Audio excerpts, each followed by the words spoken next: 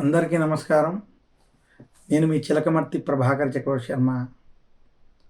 మాఘ స్నానాలు చాలా విశేషమైనటువంటిగా మనకి పురాణాలు తెలియజేశాయి. మాఘ స్నాన విశిష్టత గురించి మనకి మాఘ పురాణం స్పష్టంగా తెలియజేసింది. మాఘమాసం పుణ్యాన్ని సంపాదించుకోవడానికి, పాపహరణ చేసుకోవడానికి ఉత్తమమైనటువంటి మాసంగా చెప్పబడింది.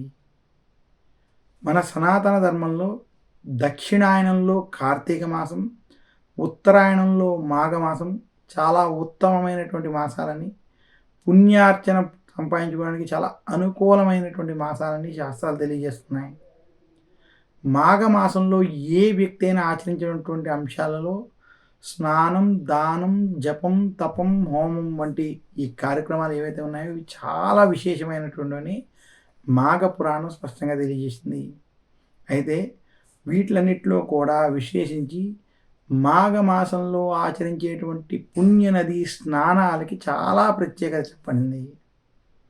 అందులోనూ మాఘమాసంలో వచ్చేటువంటి రథ సప్తమి రోజు కావచ్చు, మాఘమాసంలో వచ్చేటువంటి భీష్మాష్టమి, భీష్మ ఏకాదశి కావచ్చు, మాఘమాసంలో వచ్చేటువంటి ద్వాదశి మరియు పౌర్ణమి తిథులు ఏవైతే ఉన్నాయో ఇవి చాలా విశేషమైనవి.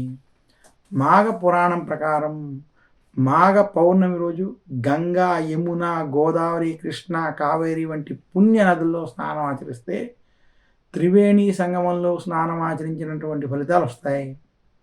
అలాగే విశేషించి మాఘ పౌర్ణమి రోజు అసలు త్రివేణి సంగం వంటి ప్రదేశాల్లో కనుక స్నానం ఆచరిస్తున్నట్లయితే త్రివేణి సంగమం వంటి ప్రదేశాల్లో స్నానం ఆచరించినటువంటి వారికి చాలా కోటి రెట్ల పుణ్యఫలం లభిస్తుందని శాస్త్రాలు తెలియజేస్తున్నాయి. ఆ రకంగా మాఘమాసం పుణ్యనది స్నానాలకి చాలా విశేషం. ఇలా నదులకి స్నానాల కోసం వెళ్ళలేనటువంటి వారు ఇంటిలో సంకల్ప సహితంగా సూర్యోదయానికి పూర్వం లేదా సూర్యోదయ సమయానికి ఎవరైతే సంకల్ప సహితంగా స్నానం ఆచరిస్తారో అటువంటి వారికి కూడా ఈ మాఘమాస పుణ్య స్నాన ఫలితం లభిస్తుందని శాస్త్రాలు తెలియజేస్తున్నాయి.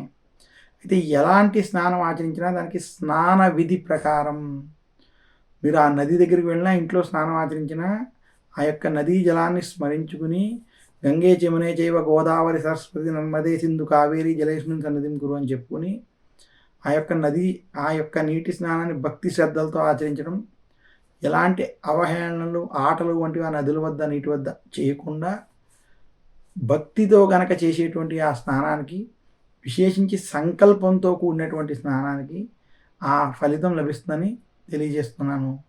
ఈ రకంగా మాఘమాసంలో ఎవరైతే పుణ్య స్నానాలు ఆచరిస్తారో వారికి తెలిసి కానీ తెలియక కానీ చేసినటువంటి కొన్ని పాపాలు నశించి పుణ్యం లభించడం చేత వారి యొక్క ఏవైతే ఇబ్బందులు ఉన్నాయో తొలగి భగవంతుని యొక్క అనుగ్రహం కలుగుతుందని మాఘ పురాణం స్పష్టంగా తెలియజేస్తుంది.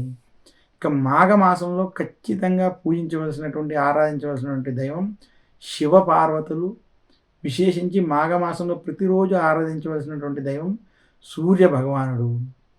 రథసప్తమి అంటేనే సూర్య భగవాన్ యొక్క జన్మదినంగా శాస్త్రాలు తెలియజేశాయి. ఇక మాఘమాస శుక్లపక్ష పౌర్ణమి రోజే అమ్మవారు గౌరీదేవిగా జన్మించినట్టుగా కూడా మనకి పురాణాలు తెలియజేశాయి.